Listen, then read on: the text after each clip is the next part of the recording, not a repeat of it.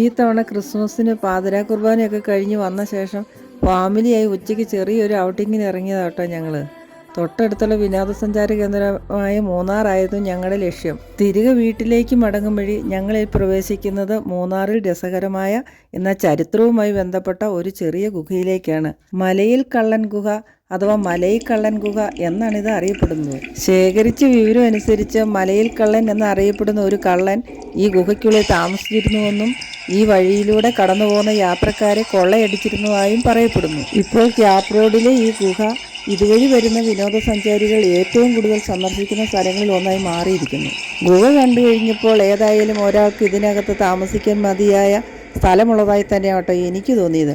ഏകദേശം 13 കിലോമീറ്ററാണ് മൂന്നാർ പട്ടണത്തിൽ നിന്നും ഇങ്ങോട്ടുള്ളത്. ലഭ്യമായ അറിവിൽ നിന്നും തങ്കയ്യൻ എന്ന് പറയപ്പെടുന്ന സ്വാതന്ത്ര്യത്തിനു മുന്നേ തമിഴ്നാട്ടിൽ നിന്നും എത്തിയ ആളാണ് പിന്നീട് മലയിൽ കള്ളൻ എന്ന് അറിയപ്പെട്ടത്. അയൽവാസിയുടെ സ്വത്ത് അപഹരിച്ച കേസിൽ ദേവികുളം പോലീസ് അറസ്റ്റ് ചെയ്തുവെങ്കിലും അദ്ദേഹം അവരിൽ നിന്നും രക്ഷപ്പെട്ട് ഈ ഗുഹയ്ക്കുള്ളിൽ താമസിച്ചു എന്നാണ് കരുതപ്പെടുന്നത്. ഇത്തരത്തിൽ അപഹരിച്ചിരുന്ന പണവും ആഭരണങ്ങളുമെല്ലാം അദ്ദേഹം തമിഴ്നാട്ടിലുള്ള പാവപ്പെട്ടവർക്ക് വീതിച്ചു നൽകിയിരുന്നുവെന്നും കഥകളുണ്ട്.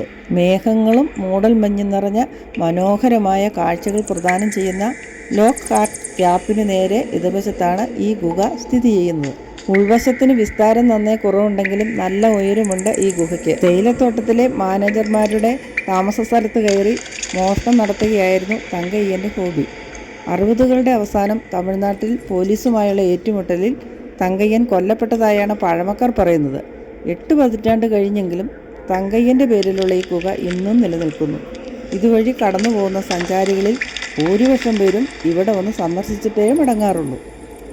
റോഡിൽ നിന്ന് 1 മീറ്ററോളം ഉയരത്തിലാണ് ഗുഹയുടെ പ്രവേശന കവാടം.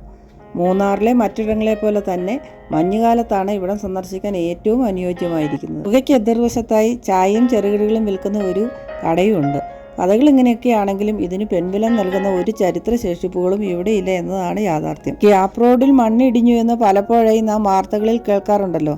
അത്തരത്തിൽ മണ്ണിടിയാറുള്ള ഒരു സ്ഥലമാണിത്. മലനിരകൾക്കിടയിൽ മനോഹരമായ ഒരു ഹൃദയത്തിൻ്റെ ഷേപ്പിൽ സ്ഥിതി ചെയ്യുന്ന സ്ഥലമായതിനാലാണ് ഇതിന് ലോക്ക് ഹാർട്ട് ക്യാപ് എന്ന പേര് വന്നത്. ഒരു ചൂടൻ ചായയും കുടിച്ച് താൽക്കാലികമായി ഇവിടെ നിന്നും വിട പറയാനുള്ള തയ്യാറെടുപ്പിലാണ് ഞങ്ങൾ. വരുന്നതാകട്ടോ മൂന്നാറിലൂടെയുള്ള ഡബിൾ ഡെക്കർ ബസ്.